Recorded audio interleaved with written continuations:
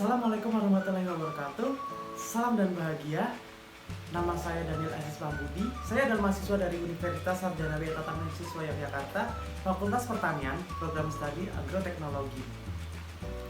Saya juga adalah mahasiswa KKN di Dusun Pelemlor, Batu Retno, Kecamatan Banguntapan, Kabupaten Bantul, Daerah Istimewa Yogyakarta.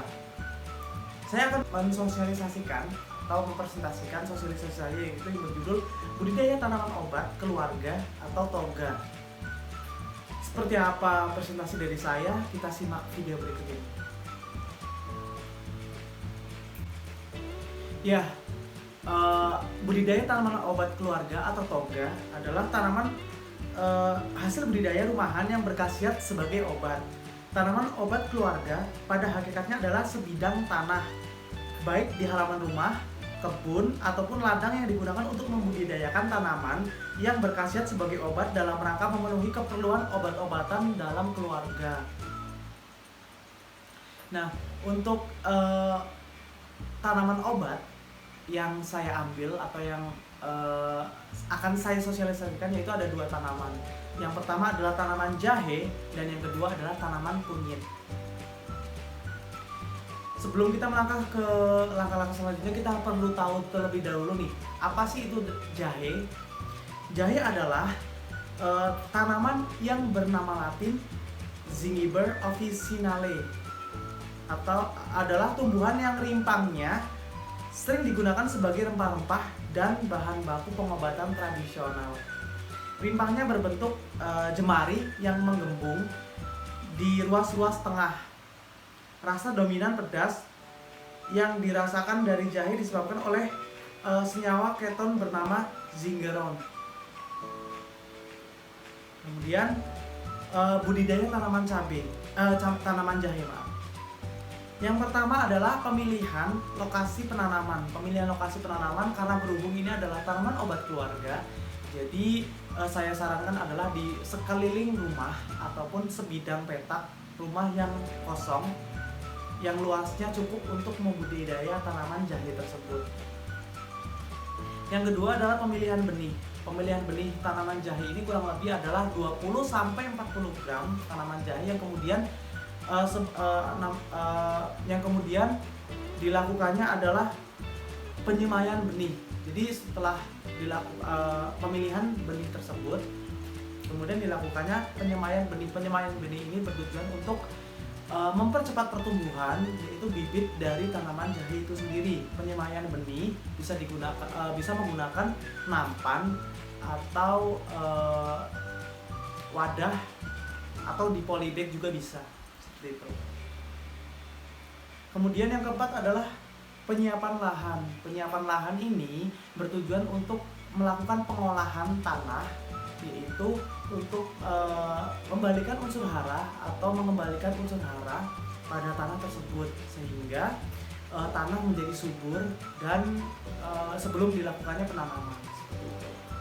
Kemudian setelah melalui beberapa proses rangkaian seperti pemilihan lokasi penanaman, kemudian pemilihan benih, penyemaian benih, dan penyiapan lahan, langkah selanjutnya yaitu adalah penanaman.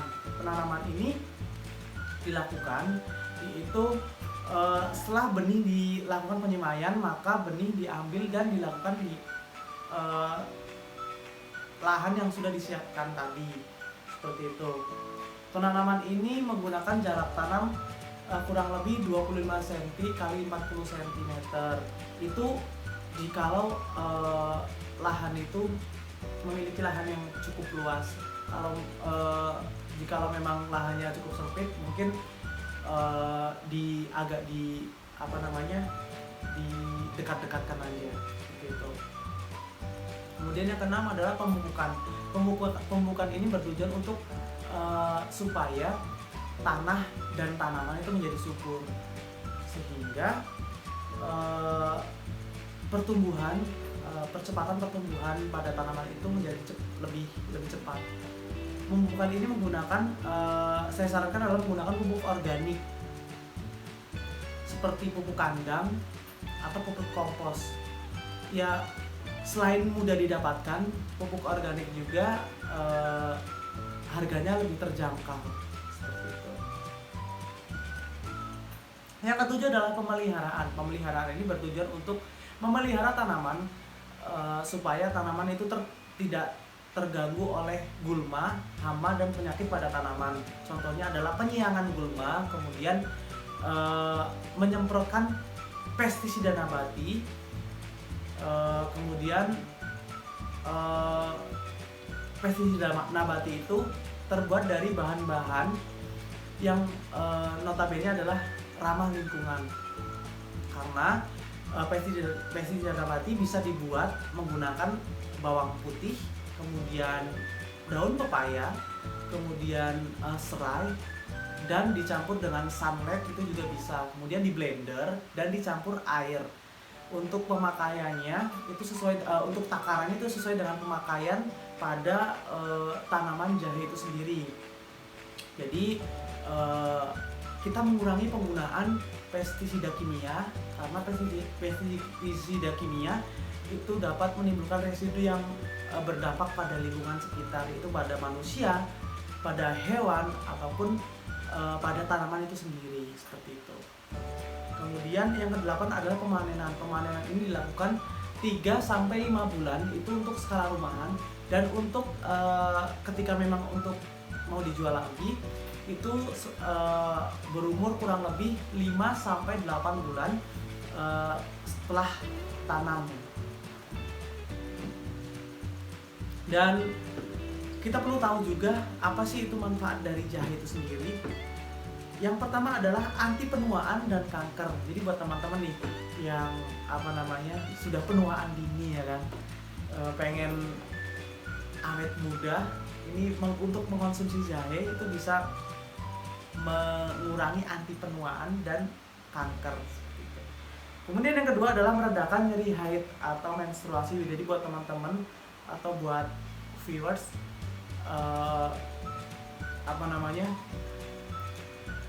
khususnya cewek ya. Jadi untuk manfaat dari jahe itu sendiri adalah bisa mengurangi atau meredakan nyeri haid atau menstruasi, seperti itu. Yang ketiga adalah menurunkan glukosa darah sampai dengan kolesterol. Yang keempat adalah memperkuat sistem imun pada tubuh kita. Jadi manfaat dari jahe itu sendiri juga bisa memperkuat sistem imun atau kekebalan tubuh pada tubuh kita, seperti itu. Yang kelima adalah menangkal infeksi atau dan virus. Jadi infeksi bakteri dan virus. Jadi jahe juga bisa manfaat dari jahe itu sendiri adalah juga bisa menangkal infeksi bakteri dan virus. Kita lanjut lagi, adapun produk yang dihasilkan dari jahe adalah, yang pertama adalah wedang jahe, yang kedua adalah manisan dari jahe, dan kemudian sirup jahe, dan yang tidak asing yang sering kita pakai untuk pijat atau pijit itu adalah minyak jahe. Kemudian tanaman kedua yaitu adalah kunyit.